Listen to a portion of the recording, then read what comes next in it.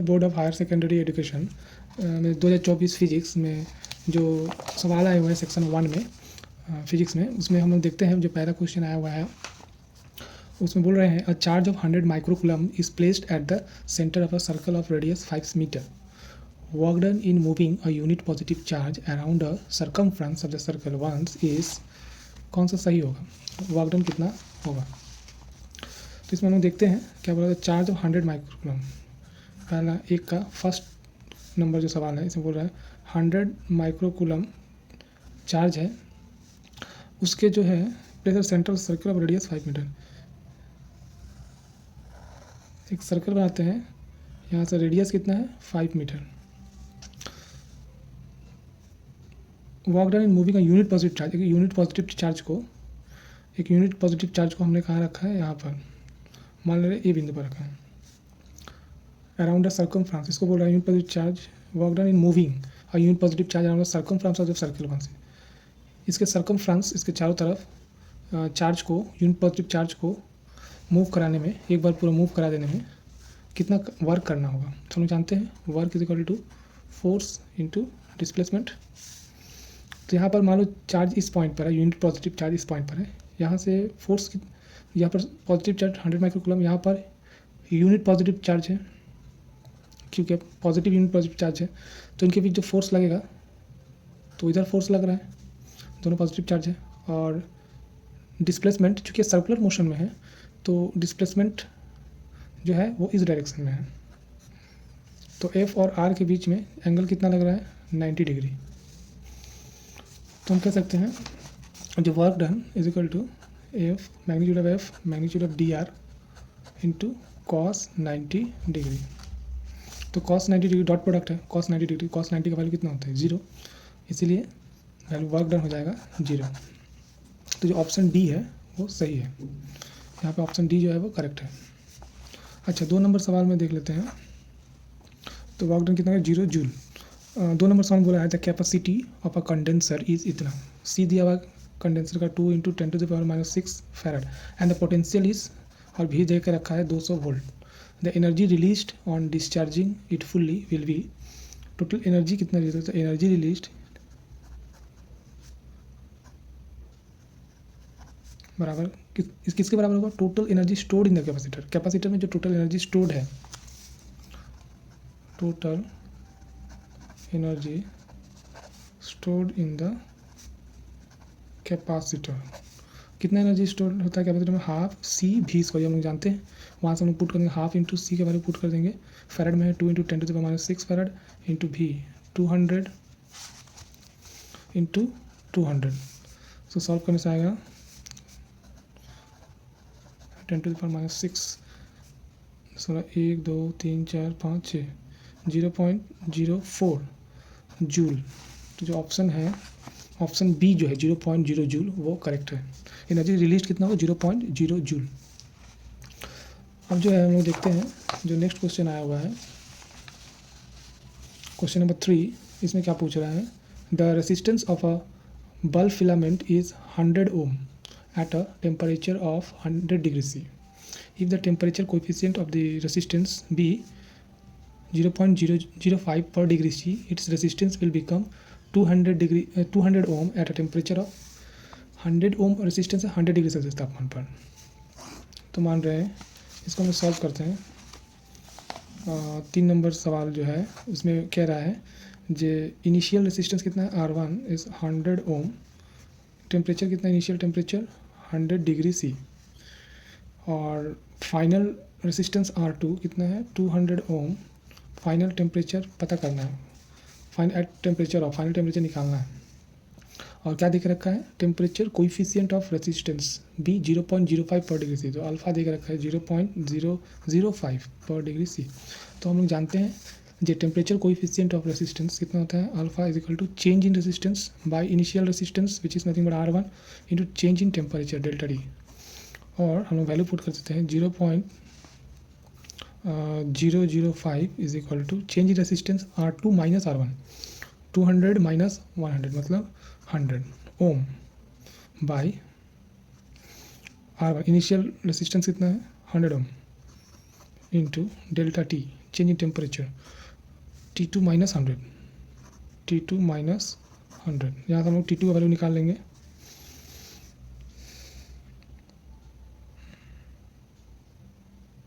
इसको गुना कर देते हैं 0.5 is equal to 100 by T2 minus 100, और T2 minus 100 is equal to 100,000 by 5, 0.5 को 5 कर लिए, इसी से काट देते हैं 5 5 10 200, और T2 इज इक्वल टू 100 उधर जाएगा, 100 plus 200 is equal to 300 degree C. The final temperature कितना है? 300 डिग्री सेल्सियस टेम्परेचर पर जो रेसिस्टेंस है वो 200 ओम होगा। तो ऑप्शन बी जो है वो करेक्ट है। यहाँ पर ऑप्शन बी जो है करेक्ट है। इससे पहले 2 का 0.04 जूल, इससे पहले 0 joule.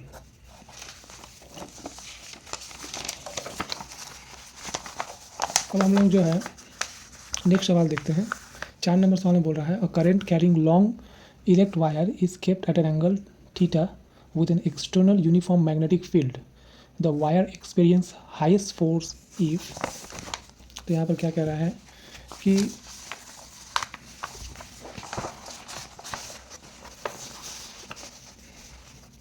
the current carrying long erect wire is kept at an angle theta with an external uniform magnetic field. ये करंट कैरिंग वायर है। तो करंट कैरिंग वायर जब एक्सटर्नल मैग्नेटिक फील्ड में होता है तो उसमें फोर्स जो लगता है वो होता है I L × B।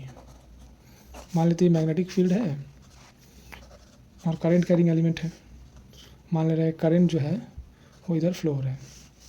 Length of the conductor, ये लेंथ कंडक्टर है और इसमें जो है करंट जो है फ्लो कर रहा है, आई करंट जो है फ्लो कर रहा है, और लेंथ ऑफ द कंडक्टर कितना है? L है।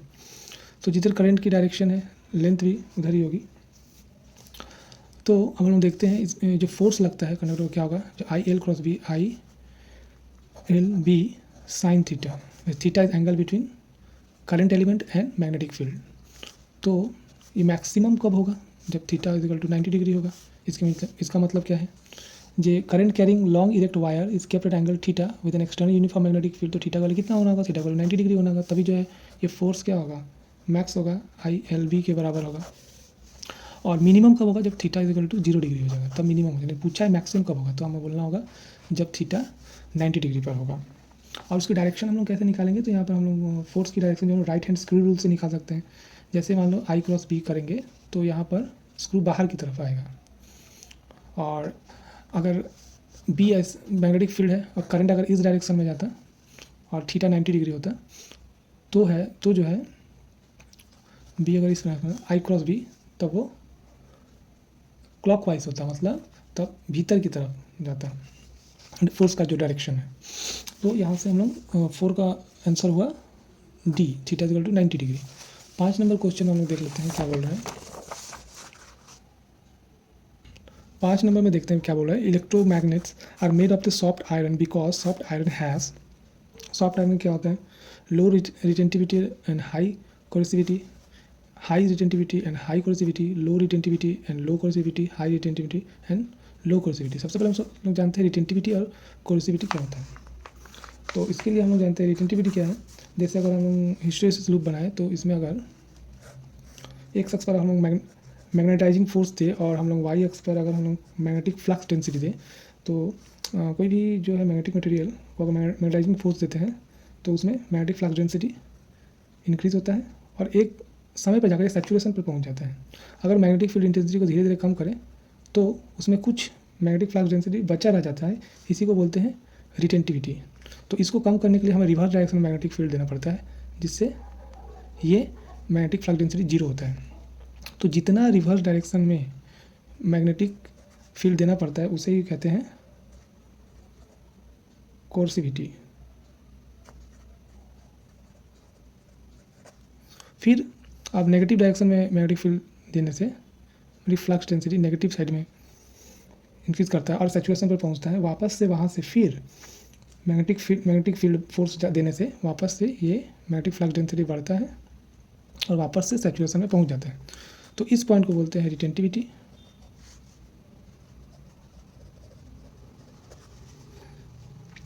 तो रिटेंटिविटी क्या है? The ability of a material to retain magnetism even when there is no external magnetic field. External magnetic field zero कर दिए, लेकिन इसमें जितना मैग्नेटिक फील्ड रिटेन है और कोर्सिविटी क्या है, the minimum amount of magnetic field needed to demagnetise the material completely. तो इसमें जो रिटेंटिविटी है उसको खत्म करने के लिए जो रिवर्स मैग्नेटिक फील्ड देना पड़ता है वो कोर्सिविटी है। तो पूछ रहा है सॉफ्ट आयरन में क्या होता है, सॉफ्ट आयरन में लो रिटेंटिविटी एंड लो कोर्सिविटी होता है। जितने भी फेरोमैग्नेटिक सब्सटेंस है, जिसमें सॉफ्ट मैग्नेटिक सब्सटेंसेस है फेरोमैग्नेटिक के, उनकी लो रिटेंटिविटी एंड लो कोर्सिविटी होती है। और हार्ड मैग्नेटिक सब्सटेंस जो है जैसे स्टील, उसमें हाई रिटेंटिविटी एंड हाई कोर्सिविटी होती है। सॉफ्ट आयरन पूछा है तो उसमें लो रिटेंटिविटी एंड लो कोर्सिविटी होगा। नेक्स्ट क्वेश्चन देख लेते हैं, question 6, when a magnet is taken toward a coil the induced EMF depend on Faraday law of electromagnetic induction, और हम लोग लेंस लॉ वहाँ अप्लाई करते थे, हम लोग क्या जानते हैं, E is equal to -n d∅dt, rate of change of magnetic flux linked with the coil. तो कब ये rate of change of magnetic flux कैसे चेंज होगा, the speed of the magnet. The magnet, यहाँ क्वेश्चन बोल रहा है when a magnet is taken toward a coil the induced EMF depends on, तो d∅dt change of magnetic field पर depend करता है, तो speed of the magnet depend करेगा, तभी तो मैग्नेटिक फील्ड चेंज होगा। अच्छा, the number of terms of the coil n पर डिपेंड करेगा, नंबर ऑफ टर्म जितना कॉइल का ज़्यादा होगा उतना ज़्यादा इंड्यूस्ड ईएमएफ होगा, तो ये बात भी सही है। Magnetic moment of the magnet, हम लोग जानते हैं जब फाई जो है वो डिपेंड करता है, फाई क्या होता है B.A, और B जो है मैग्नेटिक फ्लक्स इंटेंसिटी वो प्रोपोर्शनल होता है M का। M क्या है, M जो है पोल स्ट्रेंथ है बार मैग्नेट का, और मैग्नेटिक मोमेंट जो है वो प्रोपोर्शनल है पोल स्ट्रेंथ का। तो pole strength depend bar magnet का इंक्रीज करने से magnetic flux, magnetic moment change increase करता है, मैग्नेटिक मोमेंट इंक्रीज करने से बी इंक्रीज करता है, बी इंक्रीज करने से फ्लक्स चेंज करता है, फ्लक्स चेंज करने से ई इंड्यूस होता है। तो तीनों पे ए बी सी, तीनों ए बी और डी तीनों पे डिपेंड करती है। तो क्वेश्चन यहाँ पर कुछ उल्टा पूछ दिया है, पूछना चाहिए when a magnet is taken toward a coil the induced EMF does not depend on, तब हम बोलते हैं the resistance of the coil. लेकिन डिपेंड ऑन तो ए बी और डी तीनों पर डिपेंड करता है इंड्यूस्ड ईएमएफ। अगर बोलता है डज नॉट डिपेंड तब हम लोग सी करेक्ट करते हैं, लेकिन डिपेंड्स तो ए बी और डी तीनों पर डिपेंड करता है। अच्छा, क्वेश्चन नंबर 7 में alternating current cannot be measured by DC ammeter because, alternating current को डीसी एमीटर से नहीं मेजर करते, डीसी एमीटर जो है एवरेज करंट को मेजर करता है, और अल्टरनेटिंग करंट का average value of current over complete cycle 0 होता है, इसलिए जो ऑप्शन सी है वो है करेक्ट है। क्वेश्चन नंबर 8 में the energy of an electromagnetic wave is distributed along its electric and magnetic field in the ratio, कौन सा सही होगा, the energy of electromagnetic wave का जो एनर्जी है वो इलेक्ट्रिक एंड मैग्नेटिक फील्ड में जो होगा, इनकी इंटेंसिटी उसका रेशियो क्या होगा ये पूछ रहा है। तो हम देखते हैं जे 8 नंबर का जो उत्तर होगा, जे इलेक्ट्रोमैग्नेटिक वेव की जो है electric field energy, electric field energy क्या होती है, U E is equal to half epsilon naught E square, और magnetic field energy U B ये कितनी होती है, B square by twice mu zero, ये हम लोग जानते हैं। तो हम लोग इन दोनों का रेशियो बोल रहा है निकालना, the energy of electromagnetic wave is distributed along the electric and magnetic field in ratio, तो U E by U B क्या होगा, half epsilon naught E square by B square by 2 mu zero, यहाँ से 2 को ऊपर ले जाते हैं, 2 mu zero epsilon zero E square by 2 B square,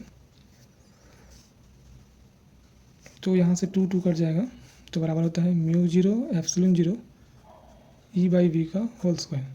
अब हम लोग जानते हैं जे E by B electromagnetic chapter जब हम लोग पढ़े, ई बाई बी का जो रेशियो है वो क्या होता है, वेलोसिटी ऑफ लाइट के बराबर होता है। और हमने ये भी पढ़ के रखा है कि सी किसके बराबर होता है, 1/√μ नॉट एप्सिलॉन नॉट, तो यहाँ से म्यू नॉट एप्सिलॉन नॉट को रिप्लेस करते हैं, म्यू नॉट एप्सिलॉन नॉट किसके बराबर 1/c², यहाँ से ये आएगा, तो हम लोग यहाँ पुट कर देते हैं 1/c², और ई बाई बी सी, तो सी का स्क्वायर इंटू सी स्क्वायर काटे तो 1, तो 1 को 1/1 बोल सकते हैं, इसलिए U E by U B ये रेशियो कितना है 1:1, इसीलिए जो है ऑप्शन ए जो है करेक्ट है। इलेक्ट्रिक और मैग्नेटिक फील्ड का रेशियो इलेक्ट्रोमैग्नेटिक वेव में एनर्जी का, इलेक्ट्रिक एनर्जी और मैग्नेटिक फील्ड एनर्जी का रेशियो जो है 1:1 होगा। इसको 9 नंबर क्वेश्चन देखते हैं, the refractive index of the material of a double equiconvex lens, मैंने दोनों radius of curvature equiconvex lens का इक्वल होगा मैग्नीट्यूड जो है, और रिफ्रैक्टिव इंडेक्स 2.5 देकर रखा है, R with radius of curvature R देख रखा है, then the focal length is, तो हम पूछ रहे हैं फोकल लेंथ क्या होगा। तो इसको हम देखते हैं 9 नंबर सवाल को। हम लोग जानते हैं लेंस मार्कर जो फार्मूला है, लेंस मेकर जो फार्मूला है उसमें हम लोग पढ़ते हैं 1/f is equal to mu minus 1, refractive index mu है, into 1/r1 minus 1/r2। r1 r2 दोनों रेडियस ऑफ कर्वेचर है लेंस का, तो दोनों इक्वी कॉन्वेक्स लेंस है। तो हम लोग कह सकते हैं r1 is equal to r2 is equal to capital R। दोनों का मैग्नीट्यूड सेम है लेकिन डायरेक्शन अपोजिट है। तो जैसे r1 is equal two plus r बोले तो r2 बोलना होगा माइनस r। तो उसको वैल्यू पुट कर देते हैं। म्यू दे के रखा है 2.5 माइनस 1 इंटू 1/r1 मतलब 1/r माइनस 1/माइनस r। 2.5 मतलब 1.5 into 1/r minus minus plus 1/r। तो करने से 1.5 into 2/r 3/r which is nothing 1/f। तो यहाँ से फोकल लेंथ क्या होगा r/3, इसलिए जो ऑप्शन बी है वो करेक्ट है। अच्छा 9 नंबर क्वेश्चन देख लेते हैं। In Young's double slit experiment if a thin glass plate is placed in the path of one of the interfering beams, then the fringe width decreases, fringe width increases, fringe width shifted और fringe width unaffected। तो इसमें हम लोग solve कर लेते हैं। इसमें क्या कर रहा है 9 नंबर प्रॉब्लम में, यंग्स डबल स्लिट एक्सपेरिमेंट में क्या होता है। हम लोग इसमें यंग्स डबल स्लिट एक्सपेरिमेंट में हम लोग देखते हैं जो एक मोनोक्रोमेटिक सोर्स ऑफ लाइट होता है एस, और उसके सामने स्लिट होता है काफ़ी क्लोज और वेरी थिन, दो का स्लिट होती है जो आपस में डी डिस्टेंस पर होती है, स्मॉल डी डिस्टेंस पर होती है सेंटर टू सेंटर, और उसके बीच में कैपिटल डी डिस्टेंस पर क्या होता है स्क्रीन होता है, या स्लिट S1 और S2 स्लिट होता है।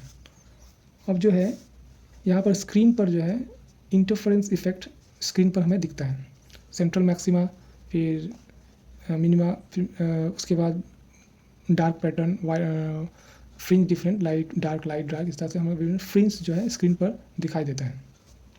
इसमें बोल रहा है double slit if a thin glass plate is placed in the plate of one of the interfering beams. तो अगर मान लीजिए ग्लास प्लेट को हम यहाँ पर S2 के पास ला देते हैं तो इससे क्या होता है, क्या फ्रिंज विथ डिक्रीज हो जाता है ना। फ्रिंज विथ जो है distance between two consecutive bright और डार्क फ्रिंज, जो फ्रिंज विथ है वो किस पर lambda capital D by small d।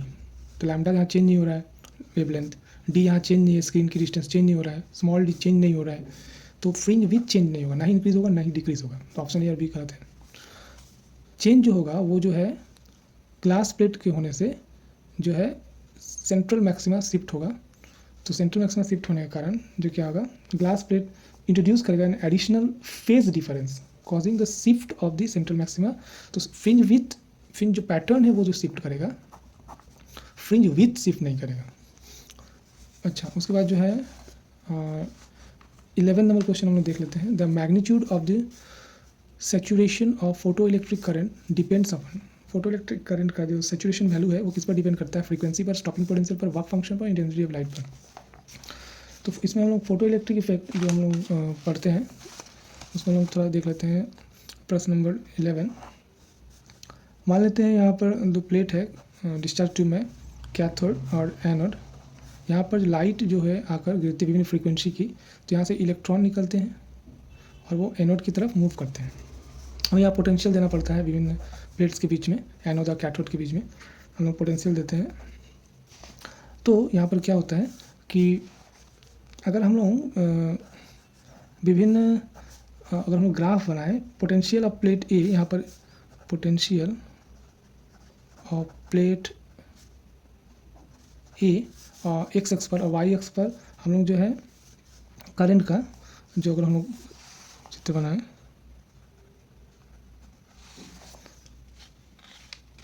Y x पर हम लोग करंट का अगर हम लोग चित्र बनाएं तो अगर हम लोग फ्रीक्वेंसी को कांस्टेंट रख दें और एक पर्टिकुलर इंटेंसिटी में हम लोग ग्राफ बनाएं, तो मैं यहाँ पर जाकर I1 इंटेंसिटी पर, जो कि फ्रीक्वेंसी क्या है कांस्टेंट है, यहाँ पर क्या कांस्टेंट है न्यू, फ्रीक्वेंसी जो है क्या है कांस्टेंट है। यहाँ पर करंट सेचुरेशन पहुँची है। जैसे जैसे पोटेंशियल इंक्रीज़ कर रहे हैं जो है फोटो इलेक्ट्रिक करंट जो है फोटो इलेक्ट्रिक करंट वो इंक्रीज़ कर रहा है। फिर अगर हम लोग उसी फ्रीक्वेंसी पर इंटेंसिटी और बढ़ा दिया, लाइट का जो इंटेंसिटी और बढ़ा दिए, तो फिर क्या होगा, फिर जो है सैचुरेशन करंट इंक्रीज़ कर जाता है। तो इंटेंसिटी बढ़ाने से सैचुरेशन करंट इंक्रीज़ कर रहा है, ये हमने देख लिया। लेकिन स्टॉपिंग पोटेंशियल सेम है, एक मिनिमम फ्रीक्वेंसी तो देना पड़ता है, उसको देने के बाद ही जो है इलेक्ट्रॉन निकलते हैं अंदर से। अब हम लोग देखते हैं कि अगर हम लोग इंटेंसिटी को फिक्स कर दें तो फोटो इलेक्ट्रिक करंट को हम लोग वाई एक्स पर प्लॉट करें और एक्स एक्सिस पर हम लोग पोटेंशियल ऑफ द प्लेट ए पर जो हम लोग पोटेंशियल उसको हम लोग प्लॉट करें, तो अगर हम लोग डिफरेंट फ्रीक्वेंसी लें, तो यहाँ पर जैसे I2 is greater then I1 है, तो इंटेंसिटी इंक्रीज़ कर रहा है, तो जैसे I2 इंक्रीज़ कर गया, उसी पोटेंशियल के लिए फोटो इलेक्ट्रिक करंट का मान ज़्यादा आ रहा है। यहाँ पर कुछ ग्राफ का नेचर ऐसा होगा, सैचुरेशन करंट सेम है, जैसे जैसे पोटेंशियल इंक्रीज़ कर रहा है फोटो इलेक्ट्रिक करंट बढ़ रहा है, लेकिन यहाँ पर अलग अलग फ्रीक्वेंसी मान लो nu two is greater than nu one, तो ज़्यादा फ्रीक्वेंसी के लिए स्टॉपिंग पोटेंशियल भी ज़्यादा है V2 V1, लेकिन जो सैचुरेशन करंट है वो वैरी नहीं कर रहा है। अलग अलग फ्रीक्वेंसी के लिए अगर इंटेंसिटी फिक्स है तो सैचुरेशन करंट वैरी नहीं कर रहा है पोटेंशियल इंक्रीज करने पर भी। तो यहाँ पर क्वेश्चन पर magnitude of saturation photo electric current depend upon the not on frequency पर डिपेंड नहीं करता है, स्टॉपिंग पोटेंशियल पर भी डिपेंड नहीं करता है। अलग अलग स्टॉपिंग पोटेंशियल के लिए मैक्सिमम सैचुरेशन करंट सेम है। वर्क फंक्शन तो मिनिमम एनर्जी चाहिए इलेक्ट्रॉन को कैथोड से निकलने के लिए, इस पर भी डिपेंड नहीं करता है। तो डिपेंड किस पर करता है, इंटेंसिटी ऑफ लाइट पर, जो है ऑप्शन डी करेक्ट है। उसके बाद जो है 12 नंबर क्वेश्चन देख देते हैं, the relation between the angular momentum L and the radius R of electron revolving the Bohr's orbit is. तो एंगुलर मोमेंटम हम लोग क्या जानते हैं, क्वेश्चन नंबर 12 में हम लोग देखते हैं जो Bohr's radius, the relation between the angular momentum and radius of the electron revolving the Bohr's orbit. Angular momentum क्या होता है, MVR, ये हम लोग पढ़ा है बोर्स ऑर्बिट में। तो ये जो यहाँ से जो है हम लोग क्या है, इलेक्ट्रॉन रिवॉल्व कर रहा है न्यूक्लियस के चारों तरफ, तो वहाँ पर सेंट्रीपिटल फोर्स लग रहा है mv²/r which is equals to the electrostatic force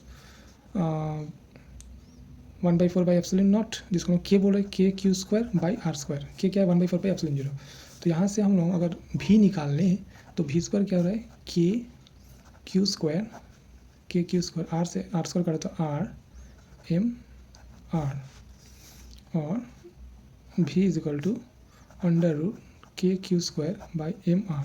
ये V को हम लोग यहाँ बैठा देते हैं, तो L क्या आ रहा है, M into √KQ²/mR into R, और L क्या आ रहा है, यहाँ से अगर हम लोग R को सिर्फ अलग कर दें तो √R, ऊपर बाहर आ रहा है, नीचे √R आ रहा है, तो √R इंटू √MKQ², M यहाँ चला गया, M² से M कट गया, तो MKQ²।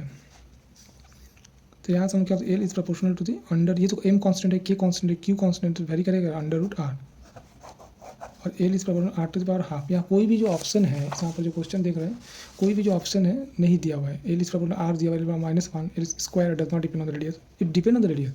L is proportional to the R⁻², और L इज प्रोपोर्शनल √R। दोनों में से कोई एक ऑप्शन सही है, जो कि नहीं दिया हुआ है। नेक्स्ट क्वेश्चन देख लेते हैं, which logic gate for which output is high when at least one input is low. ये हम लोग जानते हैं नैंड गेट में। नैंड गेट में क्या होता है, आउटपुट कोई भी एक, अगर नैंड गेट में हम लोग देख लें, Y not of and, Y is not of and. तो अगर ए और बी इनपुट है, वाई आउटपुट है, तो ए और बी इनपुट है और वाई आउटपुट है, तो 0 0 output 1, not of and, and का उल्टा, 0 1 output is high, 1 0 output is high, 1 1 output is low. तो बोल रहा है the logic gate for which output is high when at least one input is low. At least one input यहाँ लो है, output high है, one input low, output high है।